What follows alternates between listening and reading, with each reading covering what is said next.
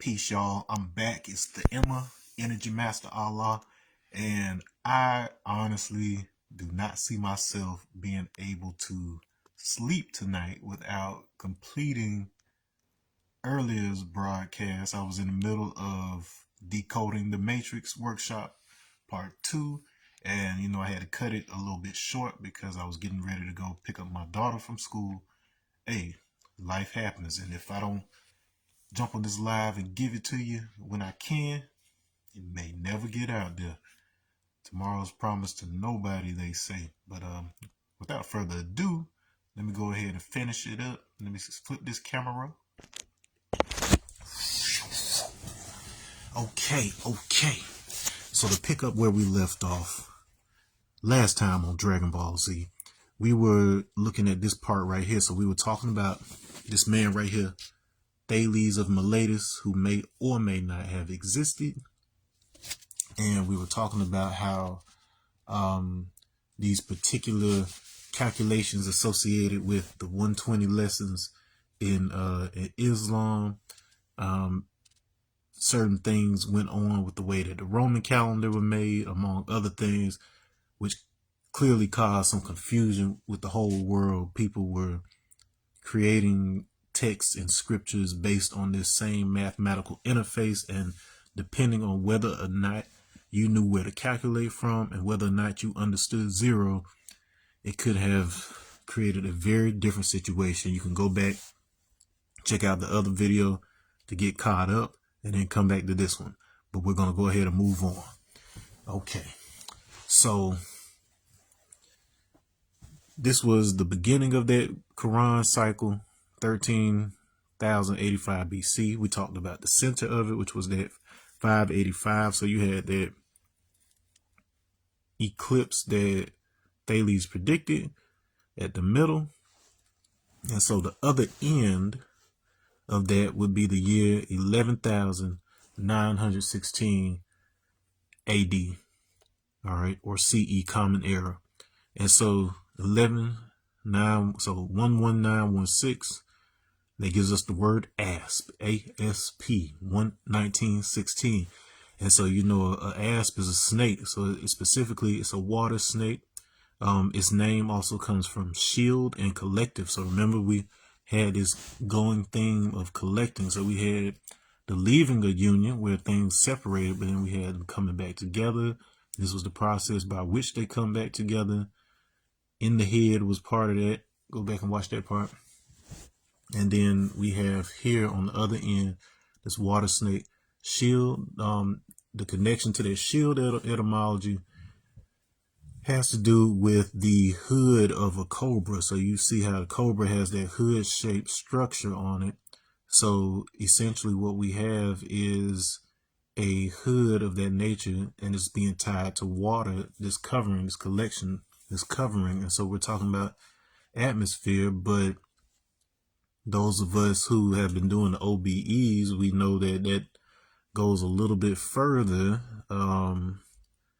to this shield of water, if you will, that they relate to the firmament. And so that's one of those things you can get into, but just know that the numbers themselves are reflecting something very much to the same effect of what people are seeing when they go to the other side. Okay, so an asp, a snake, in esoteric circles, particularly West African traditions, the snake is a symbol meaning word or membrane. It is related to D-brains in string theory and things of that nature. So it's all the same concept of you basically using a particular vibration in order to create a shell or a covering that separates one thing from another. So just like how your skin separates you from everything outside of you, or whatever, you have this membrane that you could say is kind of like a membrane around the earth. But it is also, you can look at words themselves as kind of being a membrane that separates sounds from each other, such that one thing is distinct from the other and has another identity. So that's where we get into these zeros. So part of the problem we talked about with the dates up here was that in one case you had a culture who did have a concept of zero. You had the Romans who removed the year zero from the calendar, so 1 BC just flips right into 1 AD without a year in the middle. And so we've got zero by multiple definitions. So zero, the proper word for it we would like to use is cipher. You've got cipher as a number, and in the supreme mathematics, we define cipher as a person, place, thing. It's a circle consisting of 360 degrees. Completion, so those are the things that come along with it.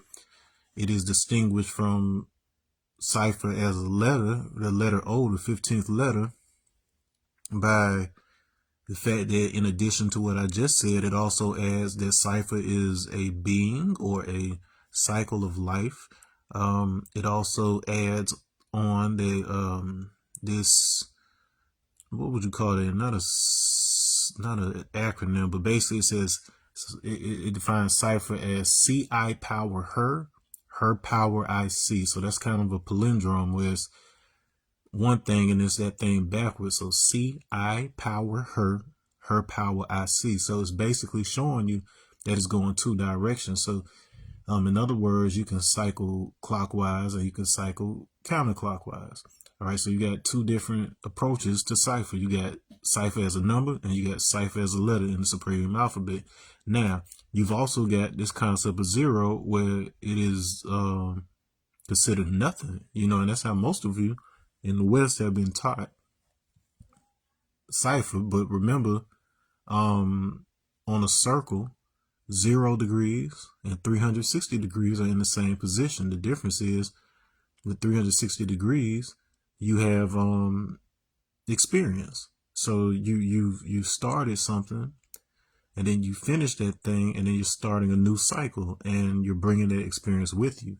So that's an important distinction because, a person from the outside looking in, they may not be able to tell the difference between a person who is carefree because they know nothing versus somebody who's carefree because they know everything and they know they have nothing to worry about. You see, and next to these, you'll see that now I don't know for a fact that the names Nummo and Nommo from Dogon mythology. So the Dogons of West Africa. I've got Dogon heritage. It's part. So in my DNA, I've got mostly Nigerian. The second thing I've got mostly is like Cameroon, Bantu, that side of things. And then after that, I've got Mali. And so the Dogon is part of my Mali heritage. I believe I have Mandinka in there too. So a lot of the delicious stuff that you hear about all the time, I got all that. Got some other stuff sprinkled in there too, but I'm just talking about that for the sake of this connection to the Dogon. And just in kind of knowing their mystery traditions. If you are not familiar with the author Laird Scranton, he's a guy that went over there, spent a lot of time with the Dogons, something like 30 some odd years, and then they finally kind of let him in on what the secrets are. And I'll get into them in a little bit more, but then based on the stories of Nummo and Nommo, it appears that these things corresponded to number and name. So by word or letter, we're talking about name there. So there's relationship between quantizing things associated to a particular spacing or value, quantum. And then you've got this idea of name where you're distinguishing something with a unique identity. Okay, so I said a few things in the other video. Once again, if you did not watch that, I highly advise that you do before looking at this one, because I don't want to have to backtrack too far. But then I made this mention of how, in ancient Greece, ancient Rome, a lot of these places, they had their history is almost indistinguishable from mythology. So there's certain figures that may or may not have actually lived, but even as a mythological figure, they serve a specific function in the way that history played out. And so, the way, like, you have no way of going back in time right this second, like, unless you do certain things, which I won't get into. But the average person doesn't have access to just being able to go back and see what happened in the past. And so, even if something actually happened, it's as good as a myth to you right here in the present. So people can change the story, they can alter the story. In fact, your brain does it anyway, where you interpret your past based on your emotions and things. And so, in addition to what actually happened, you, in your mind, you add all other types of meaning to it. So, let's say that your dad left when you were a kid. For most people, you're going to make it, it's not going to just be, oh, he left. It's going to be, he left because he didn't love me, or he left because he hated my mom, or he left. Like, there's always going to be a reason attached. But just like I don't have to have a reason and then I can still raise my arm above my head, actions themselves don't necessarily have to have a reason. But then we as human beings, we paint the things we experience, we paint the actions that we do with reasons. And as a result, those reasons also limit what's possible for us, because if we tell ourselves that we can't do this thing because ... or whatever, it's that because that stops us from doing it, not the actual physical laws. And so that's why it's important, this distinction. Once again, watch the other video if you haven't.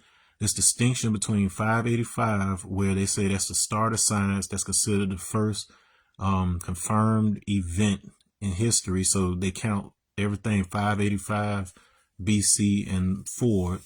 That automatically makes these dates that are commonly held by the other traditions with regards to the siege of Jerusalem, 587 and 586, right before that. And another thing that I did not mention in the last video was that there's a similar story of how this eclipse and how this event up here, the siege of Jerusalem, these different things, they had a profound effect on the kingship. So the different people who were kings in the world, there was a shift. And there's all kind of mess, like particularly when it comes to the Romans and their involvement in Christianity and the Bible, because them and certain others, they like to craft narratives in such a way to where they could insert their own people into these histories of other cultures so that they could justify their rule, they could justify their kingship, that they were part of in a God ordained lineage of some sort. So that's one of those manipulations that happen with the histories and some of the texts that a lot of you rely on and that your belief systems rely on. And so that's the importance of learning not to be too attached to belief systems, not in the sense of abandoning what you believe, but at the same time being dedicated to the discovery of truth and the pursuit of truth, not to what you've come to think the truth is. Because with new information, it evolves and expands your perception and your view. So we don't want to get sticky, or else we risk being attached to something that is not the complete truth, but just the truth that we subscribe to when we only knew but so much. Okay. But the purpose of me going back to that idea of the myths and the reality depending on each other, it gets into a mathematical concept associated with real numbers and imaginary numbers. And so this is important to this process of the different zeros, because there was this problem. So the whole reason they came up with this concept of imaginary numbers is because Descartes, who was the guy who said, "I think, therefore I am," the Frenchie, he had a kind of linear type of one-dimensional kind of idea with regards to how existence plays out. And so with regards to numbers, like say the square root of -1, they by the rules of math at that time, you could not see, the purpose of a square root is that whatever that answer is, that means that you can multiply that thing by itself and it will give you the number that's under that bracket. So there is nothing identical to itself that you can multiply that will give you a negative number, because a negative number comes from you multiplying a negative number by a positive number. And so even though you could conceptually think it and you can represent it algebraically, technically that number should not exist. But the fact that you can even imagine it shows that it does exist. It's just you don't have the mathematical framework currently in order to be able to deal with it. And so he called those types of numbers imaginary. And then the things that you can do with the math that they had, he called those real numbers. So just imagine how many things in your everyday life are being relegated to being imaginary because somebody else doesn't know how to process it. So just think of how in America, where many aspects of the Black experience have sort of been treated as if they were imaginary because the other people couldn't wrap their head around it, because that's not what their experience was. And so it wasn't until something we've been talking about for almost 100 years with regards to, police brutality and things of that nature. And then it took George Floyd or somebody getting, killed for, for to look like the collective to take it seriously. So that's real. So one person's imaginary, somebody else is real a lot of times. And so you had Euler, the mathematician, and I forget what his official designation was, because I believe he was more than just a mathematician, but and I might be pronouncing that wrong too. It should be Euler, because it's not spelled like Oiler. His name is spelled Euler. So I believe that is pronounced Euler. But anyway, he looked at this and he realized that I can operate with -1 if I'm on a Cartesian coordinate plane. So that regular old x-axis, y-axis coordinate plane that you're used to from school. If I draw a circle that intersects 1 on the x-axis, it intersects 1 on the y-axis. If I go 1 over from here, that's -1 on the x-axis. If I go 1 down this direction, that's -1. So if I draw a circle that has a radius of 1, I'm interacting with that -1. So what he managed to do is take thought out of that one-dimensional straight line type of thinking that Descartes brought forth, and he made it he brought it into 2 dimensions by incorporating a circle. And so this was a very important sort of expansion, because it gave you the opportunity to kind of understand cycles as opposed to linear flow. And so when you apply that to time, then you see there's some things that appear to stay more or less the same, but it's still changing in time. Like if you're standing in one position, you're still changing in time. And so we have cycles.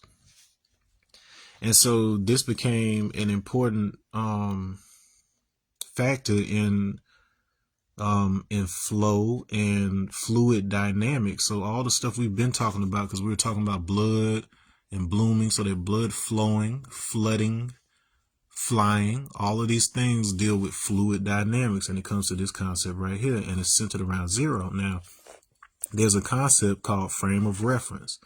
So a frame of reference, you hear this talked about very often when it comes to light, because as humans, if, let's say I'm in a car and I'm driving past a person is standing on the sidewalk, to me, it looks like they're going one particular direction, but to that person, the car is going the opposite direction.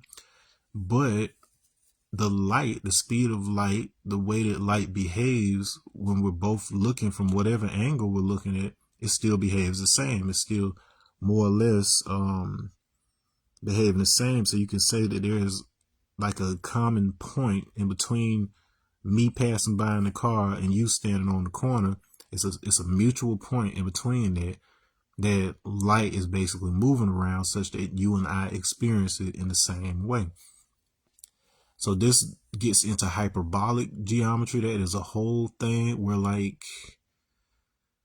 you can basically represent, how to put this, so you can have lines that appear to intersect. So look at the lines of this coordinate plane. So I've got an axis that intersects right here. I have a line that intersects here.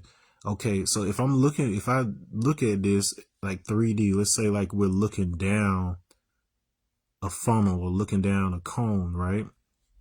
Then these lines could be parallel lines that only appear to converge in the center because it's getting distant, it's getting far away.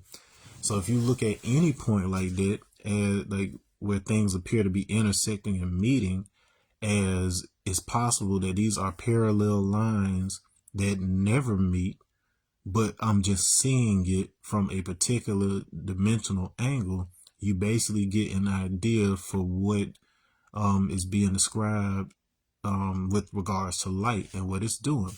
And so that opens up a whole other can of worms as it comes to reality, because we're used to things being linear and stopping where they intersect. This is a pressure that is implying that they're cutting through each other, stopping, but then you have this whole other perspective where this is actually four lines that are going on into infinity without ever touching, but because of the limitations of how far I can see from where I am, it looks like they're coming together. Okay, well, this interaction between the real numbers and the imaginary numbers, and I told you in the last video how important that concept of the square roots are when it comes to like the way matter is organized. This right here, this frame of reference, is basically you saying from where I'm standing, this is how light is behaving. And a frame of reference is usually defined by 0, which would be the origin point in the center. And that nothingness that you can apply to 0 is because this is in the center of parallel lines, if you will. But the slope of it is causing me to see an intersection with a circle that has a radius of 1, which means it has a diameter of 2. Okay, and so naturally that also means that its circumference is going to be 2 pi r, so the radius is 1 in this case. So that means that the circumference doesn't even take into account the radius. It's just 2 times pi. All right. And then that means that if I'm only dealing with the top half of it, that means that is pi itself.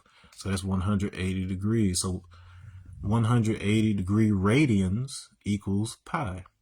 Okay, that's just a math thing, a math consistent thing. Now, the interesting thing about that is in Egyptian, the symbol for mass actually looks like that, like kind of a half moon, so it's flat, and this, so it looks kind of like a dome on a flat surface. So flat earthers, eat your heart out, because what this basically represents is that part, this half is over in the quote-unquote real section, whereas this right here is in the imaginary section. So if you have a brain that has 2 hemispheres, whereas you have the one side that is critical and tells you what is and what ain't, then you have the other side that picks up every single impression around you and doesn't distinguish between whether it's quote unquote real or not. You have a brain that comes together to give you a full experience.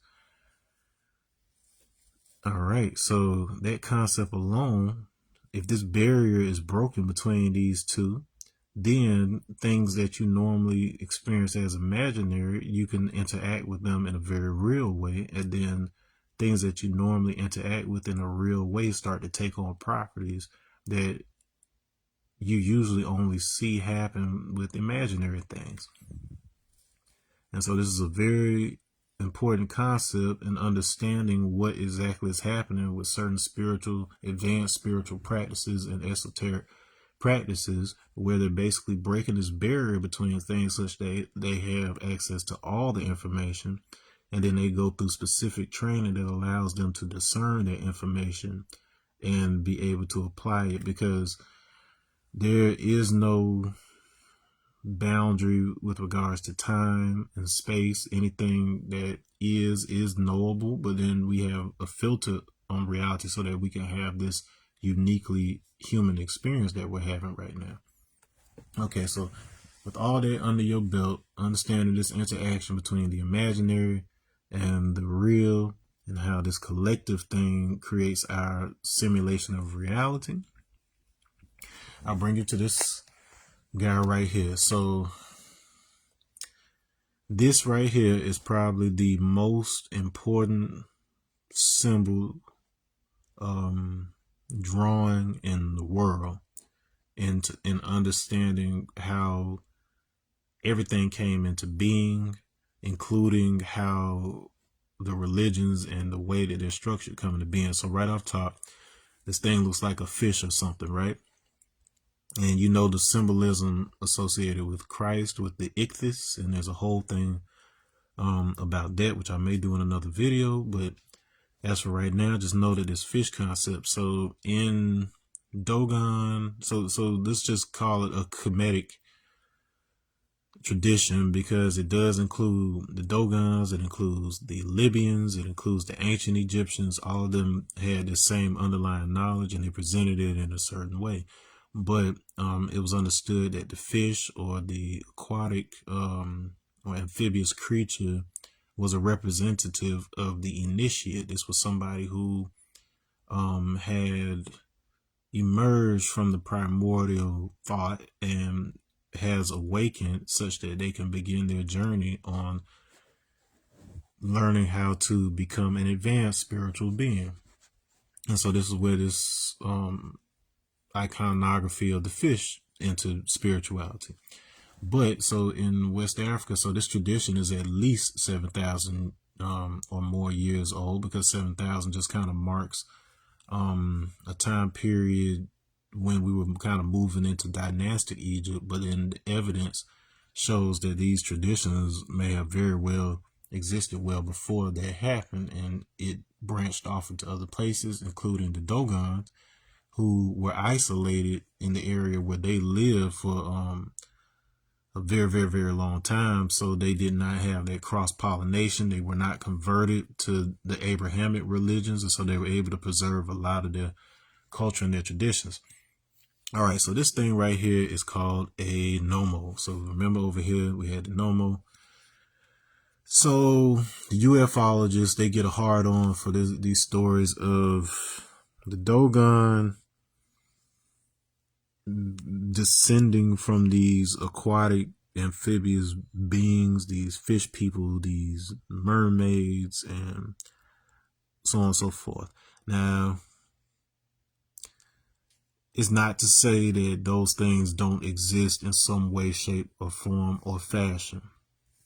But even if they do, they are still just a representation of the underlying teachings that is under that. So to break this down, okay, so Laird Scranton, when he stayed with the Dogon, they didn't tell him what the tail meant, but I just know, because one, it makes sense, and then two, I guess my Dogon blood helps because I get these downloads. But basically, these colors are representing certain energetic functions, if you will, and so there is a primordial expression of it that when the unified light separates, it breaks into these 7 bands, and this is facilitated by curvature. So you remember in the last video where I showed you quote unquote diatom model with the two cubes, the way that light distributes itself, those colors distribute itself from a single point.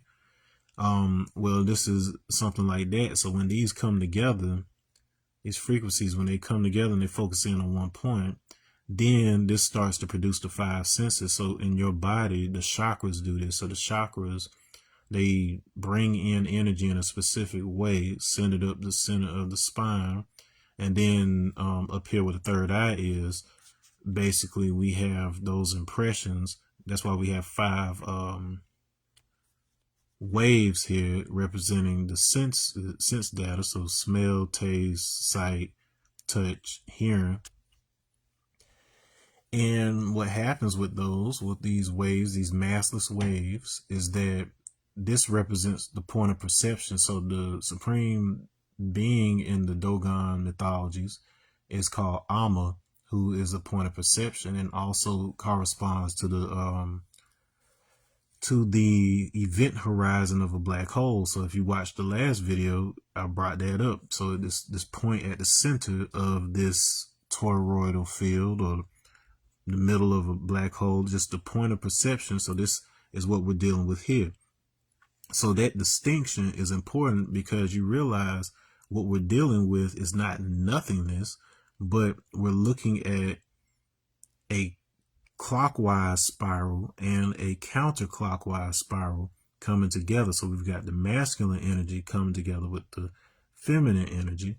And so it's not that it's zero, and then I don't even think neutral would be a good term for it, but it's a matter of both things being integrated such that you have one point of view. And so that gives us Amma. Okay, that same Amma is the Amma in Amazigh or Amajig, the Berbers from Libya. Same tradition. Okay, and so what happens is these waves, these massless waves, this point of perception applies pressure to those waves that causes it to birefract, which means it's going to kind of split them in two. With birefraction of light, that typically means that it's going to polarize some of the light horizontally and some of it vertically, so that together they make a grid when they overlap each other, and that's what allows you to see reality the way you do. So these two booby looking things, they say this is his clavicle, but it looks like boobies. But anyways, these represent Calabi Yau spaces. This is a concept in quantum physics that basically says that these vibrations, they basically begin to kind of isolate themselves, and they weave themselves into the most basic forms of matter. Remember that shape was matter in Egyptian. And so you have these 7 energies now are being woven. So it's basically like you're transporting them as this signal, but then once the brain gets hold of it, it's splitting it into 2 sides. So we have a left brain and a right brain. But even on the quantum level, it's doing something similar, where you have the vibrations being expressed in one way, and then it's being expressed in a complementary way. And so you'll have these things that look like little serpents, which are the membranes. So D brains basically allow a vibration to travel without looping in on itself by having a membrane attached to each end of it that represents a certain set of information that is reflected or complemented on the opposite side. So that means that our experience of space and reality is largely based on something splitting into 2 polarized ends, a positive and a negative end.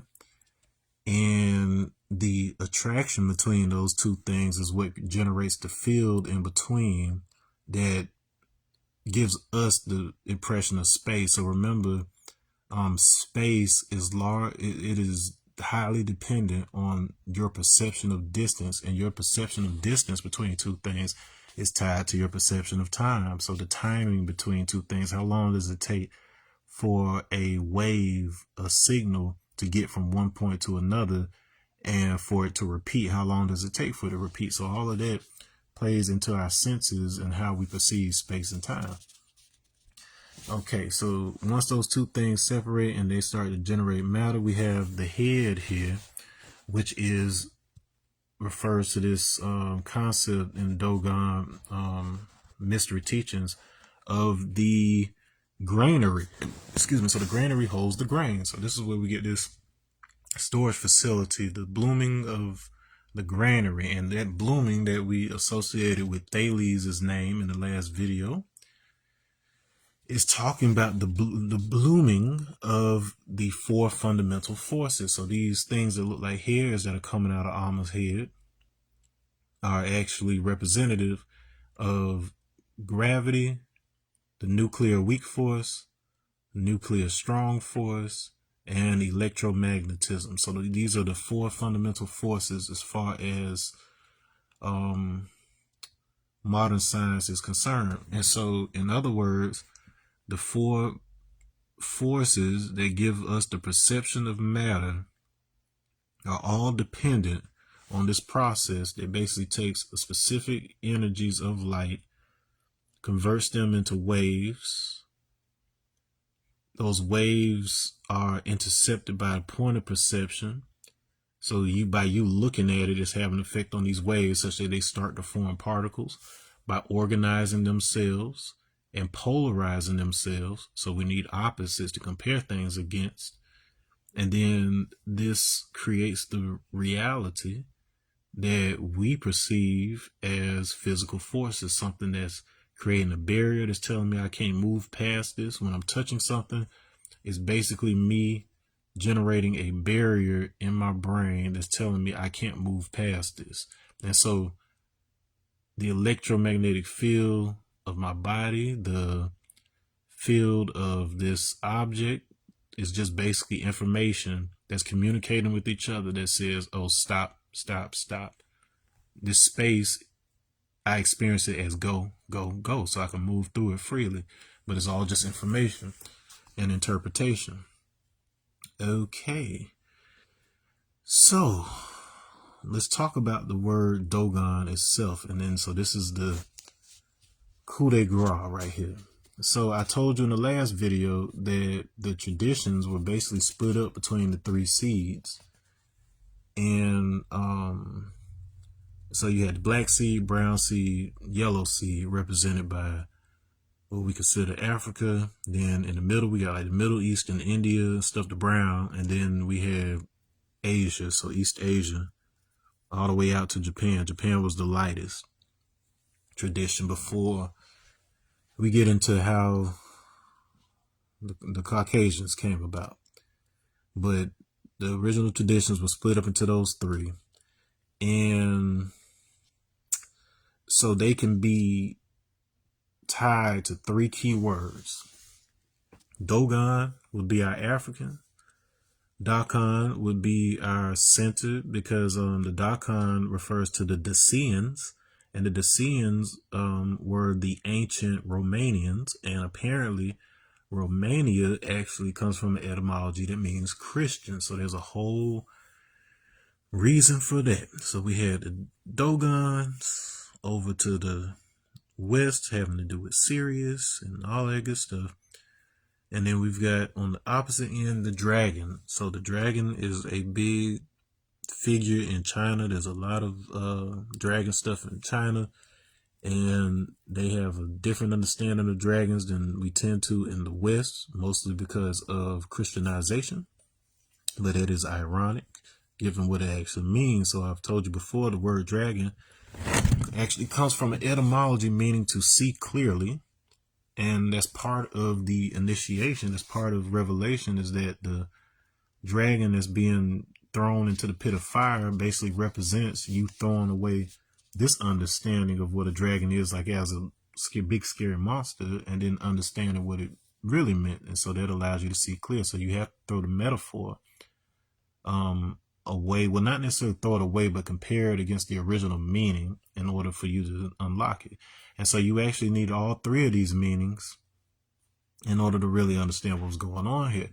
So we've got knowledge, wisdom, understanding. So knowledge is to know, look, listen, observe, and also respect.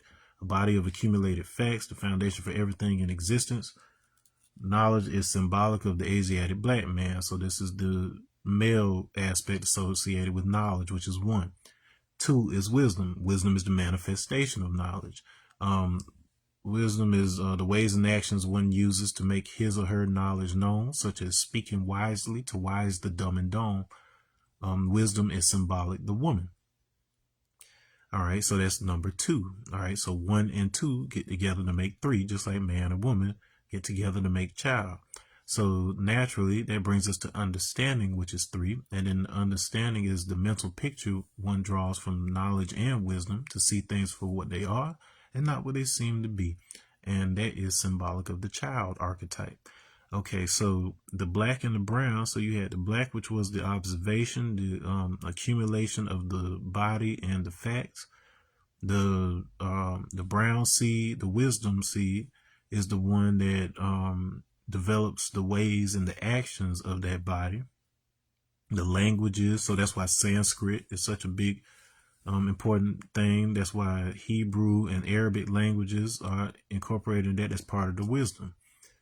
Okay, so when we combine the wisdom, when we apply the wisdom to the body, where those practices like the chant and everything else that sends vibration into it, we get into the dragon. So in the East, the dragon in martial arts and in healing arts usually has to deal with the spine. So in other words, we were dealing with the spine with the chakras, but now we're taking it another step.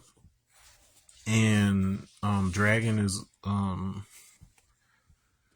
also associated with serpent. And so remember that serpent, that snake archetype, has to do with membranes. How do you separate one thing from the other? So that's what a child is. So the child archetype basically represents that ability for the knowledge and the wisdom to come together in order to create something that is separate from themselves but born of themselves.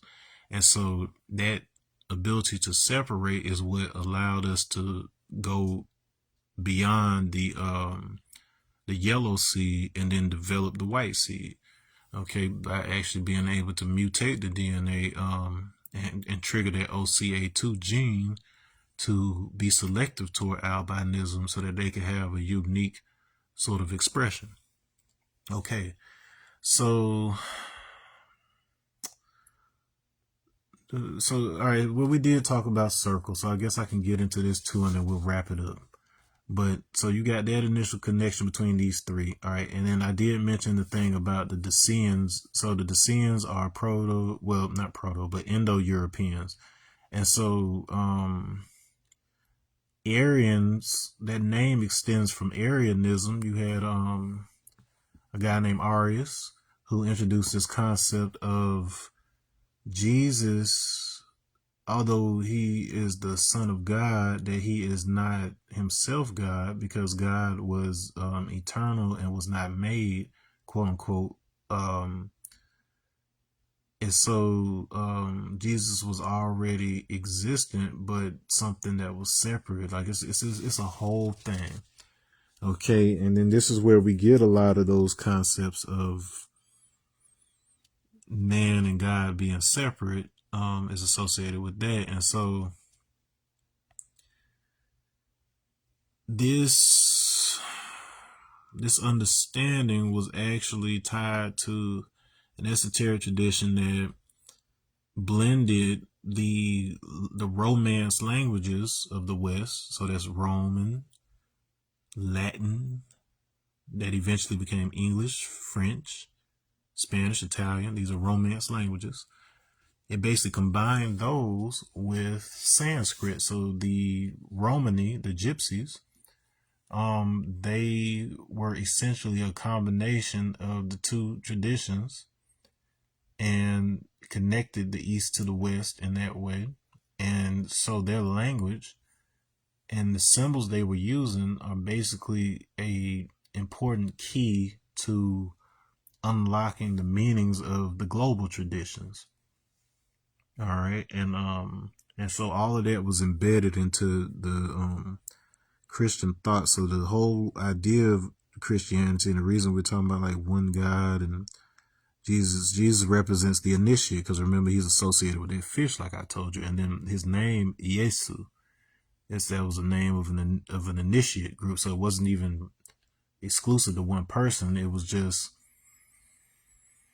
one knowledge that was being used commonly among initiates of that tradition. And so by bringing all the traditions together, the New Testament and the story of Jesus basically teaches you all the various traditions from the west to the east among those seas. But he was a prophet, an original man, half original in a sense, because he had to blend those traditions as well.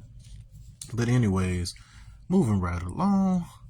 So seeing clearly, we're talking about this point of reference, not just zero. So this is why our calculations bring us here, because if you could look at 585 as resulting from the merging of the -1 and the 1, and instead of them neutralizing each other, it basically creates a single point of reference that is 1 0 with -1 0 1.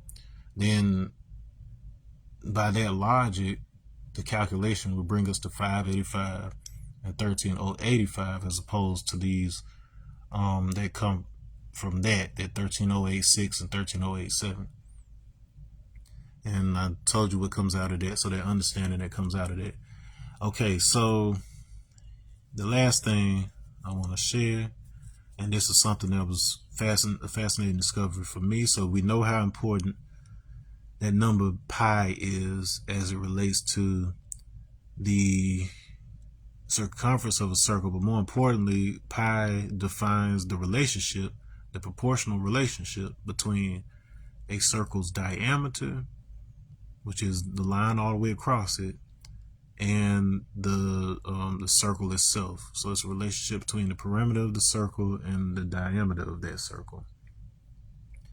Okay, and so we know pi gives us 3.1415926, so on, so on, so forth.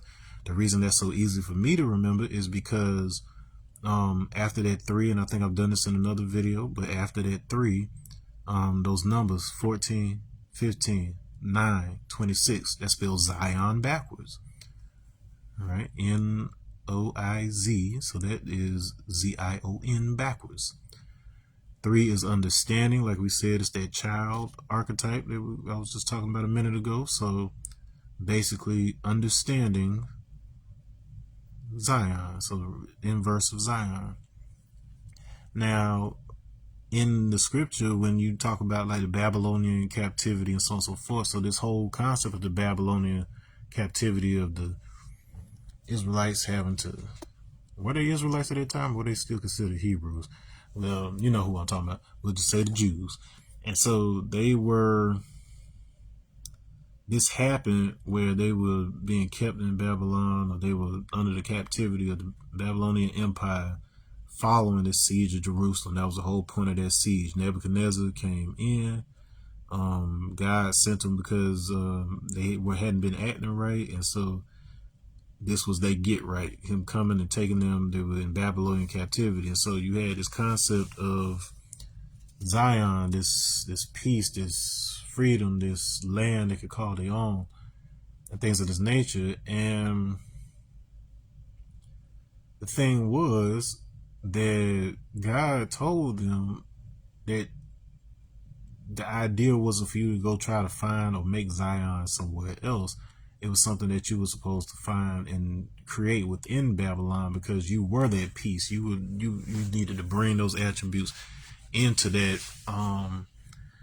society, into their kingdom. So each one of these things, Zion and Babylon, are representing opposing types of ideology. They're poles of each other. So if you look at Zion as peace, then Babylon would be war. So, and that war is largely due to the concept of separation. So from leaving union, seeing things as other, versus seeing how things come together as a collective. And so fascinating thing about Babylon is that when you do the same thing that happens with Zion, you get another estimation of pi, which is so Babylon backwards will give you that same decimals. It gives you that 0.14 for N. You get 1.5 for O. Then we will get 1.2 for L. We will get 2.5 for Y, and then we'll get 2.12 for BAB. So Babylon backwards, so 3-point Babylon backwards also gives us a close estimate of pi. And so we've got these two estimates of pi that can be looked at as two circles. And remember that toroidal field up here is like a donut. So it's one circle inside of another circle if you're looking at it from above. So the same concept is carrying over here. And remember that same shape was this shape of like the wormhole, black hole model that I described before. And Alma is the event horizon of that black hole and is the point of perception. So all of these things are connected in that way. Okay, so if I literally, like the Bible says, if it says to bring Zion into Babylon, that is just like me saying Babylon divided by Zion, right? Well, if I take that value associated with Babylon and I divide it by that value that is associated with Zion, what you'll find is it's not exactly 1, but it's like 0.999, like 7 something, blah, blah, blah. Now, the interesting thing about this is that that is very close to the length of a sidereal day. So sidereal day I've talked about in another video, I believe, where so we know a solar day is 24 hours, but a sidereal day basically measures the exact time of a day based on the perceived distance of Earth from distant objects like stars and stuff like this. And so a sidereal day based on the movement of stars is 23 hours, 56 minutes, and 4.091 seconds. Okay. And look at it this way. There's a lot of stars in the sky. You are separated stellarly as an individual by your zodiac sign. So depending on what time of year, you can, there's certain qualities that come out and certain human behaviors that are associated with each one of those times of the year. On the flip side of that, so that's the nighttime. So the nighttime, we've got plenty of stars, but in the daytime, we only see one star, and that's the circle. That's the whole. So basically what you're looking at when you're talking about that relationship between Babylon and Zion is the relationship between the individual versus the overall, the collective. All right, so that leaving union, that separation from the union, attachment to the material world as an individual physical, we're talking about that compared to the collective. All right, and so the sun is common to all of us. And so in the Supreme Alphabet and other places, it talks about the knowledge of the sun. Like Allah as God has, the knowledge of the sun. And so basically what that is to say is that that is the playing ground that gives us equality. That is the playing ground that allows us to have a common experience, except we don't have that common experience with between black and white people.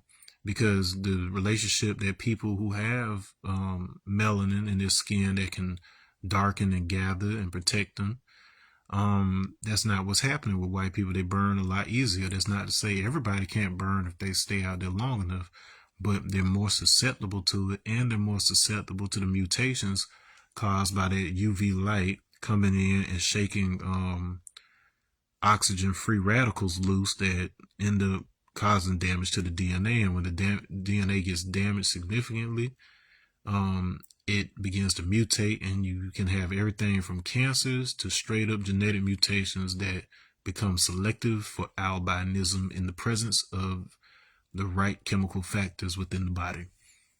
Okay, so something else interesting comes out of that. Well, you'll notice that 3.14 that is consistent in each case. There's another significant case, which is the um, estimate of pi that was given by Archimedes.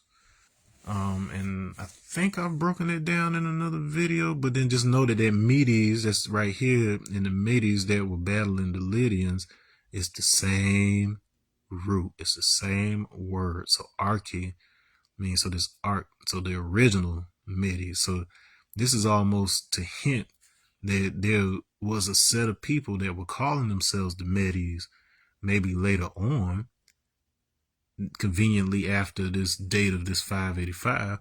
But Archimedes is basically telling you that there was original, Medes. Okay, but just keep that under your hat for now. But anyway, so that doc backwards, well, actually, not even, you ain't even doing it backwards yet. So CAD, so straight up 3.14, that is common to all those values of pi, those estimates of pi. CAD actually means head. So from kaput, we get head. So it's part of that root. And remember, we talked about head in the other video with regards to cherubs. And in the beginning also can be read as in the head in that section of the Bible. And so on and so forth. Head also deals with chief. So basically, you can look at your personal conscious, your individual consciousness, as a representative of the overall. So it's just like how Jesus is an expression of God in the flesh, so too is your individual soul, and it is basically like the chief that is operating on behalf of the overall while you're here in this human experience. Okay, now obviously that CAD is also DAC backwards. So DAC is actually what you call a person from Dacia. So that is one of the words for this Dacan, Dacian. Dacan, the Dacians is where we get the word Draco, and that's where we get the dragon. Yes, your boy Drake's name means dragon or snake, and there's esoteric reasons for that. So this battle between Kendrick and Drake is actually a simulation in and of itself. It is a play. It is a theatrical representation. It is very real, like as far as they're concerned is real, but the overall like spiritual component that's at play, it's actually a pageant of the events of Revelation. It's Armageddon. Okay, and so anyways, so we've got this concept of the circle. We've got this stuff going on with the digits of pi. And so you'll find that there's interesting, so this is something you can do on your own, that you kind of have an idea of how this works, how you read it. But take that value of pi that you get, the normal value of pi that we use with the 3.1415926 blah, blah, blah, blah, blah, and see if you can,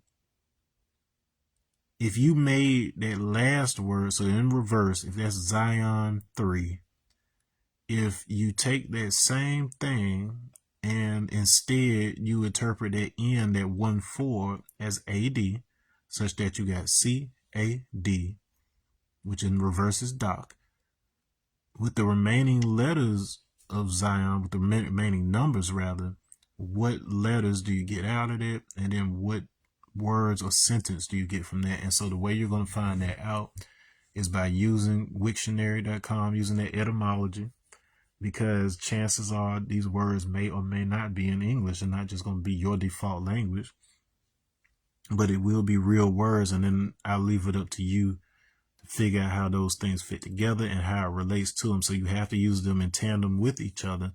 So do that for, so like for instance, with Babylon, that actually gives you, let me see if I remember right. It was baby. It was basically a word that meant a baby lioness.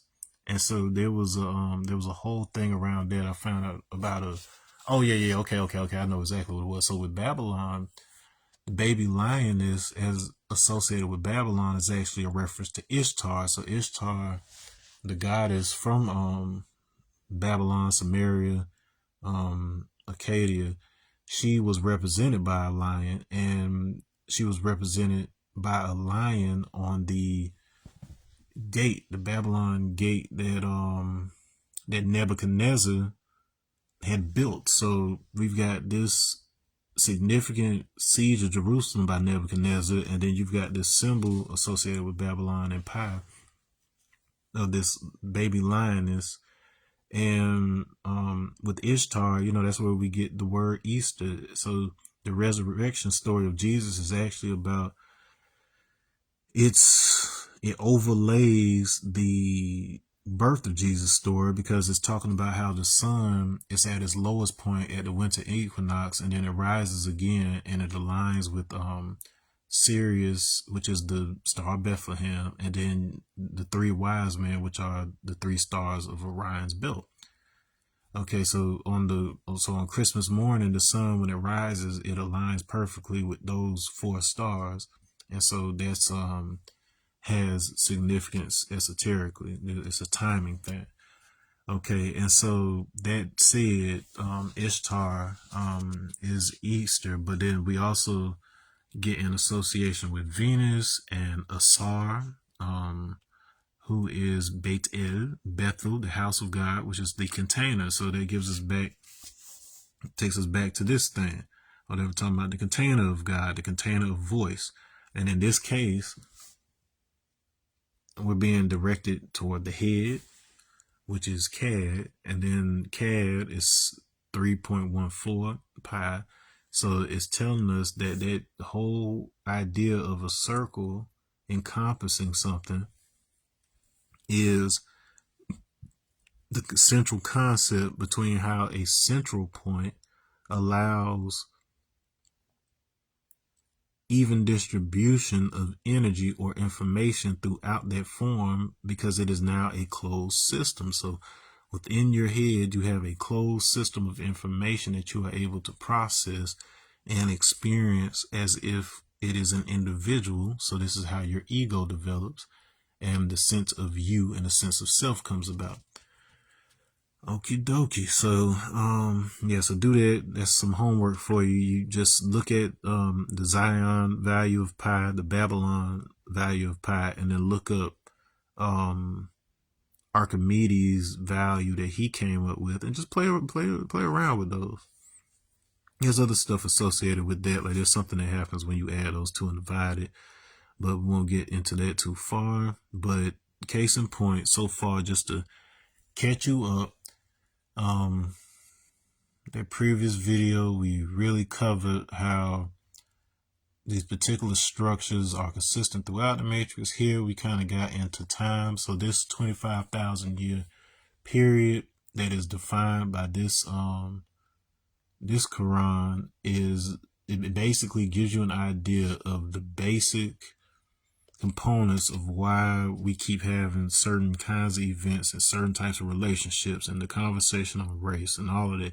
Like that's something that is distinct and unique to this Quran period, and the reason being is it's showing us how you're supposed to be able to bring the two things together in the middle right here, and it basically gives you some agency on how your perception brings things into physical existence. And so your understanding of words and your ability to trace things back to their original meaning will give you the access to the mathematical interface that then allows you to program your own toroidal field. So you should never be concerned with controlling something outside of yourself, but rather because you have that direct relationship between the electric relationships in your blood as a result of your blood chemistry responding to your emotions, and your emotions being responsive to your sense information. All of these things combine into sets of practices that were geared toward you changing your own internal electric field. I know in the previous video I talked about the quote unquote storm god teaching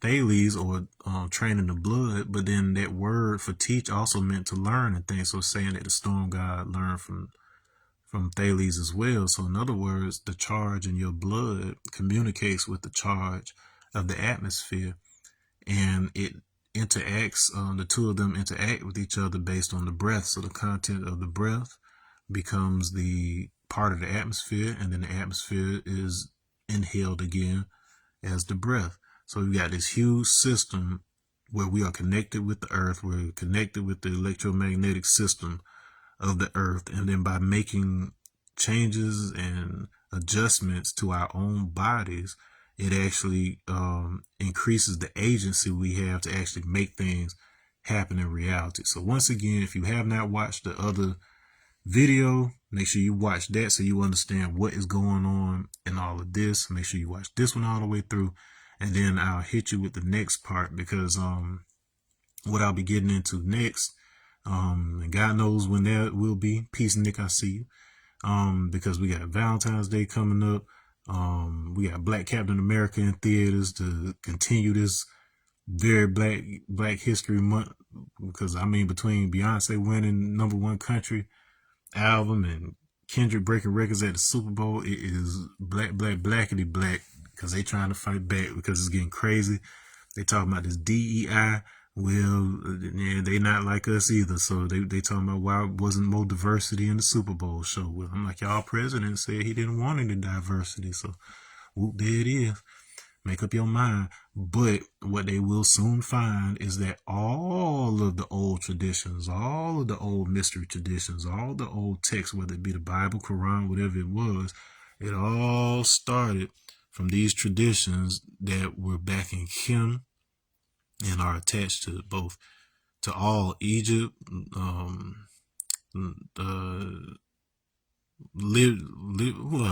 am I trying to say? Libya, yeah, and to West Africa, like the Dogon and so on and so forth. All of them are connected. And so in the next episode, we'll get into this field, because I did talk about the toroidal field and how understanding this connection between numbers and the letters, the Nummo and the Nommo, will give you access to navigating the your point of perception and your toroidal field as a function of the heart. The heart creates a toroidal field around the body. This is detectable.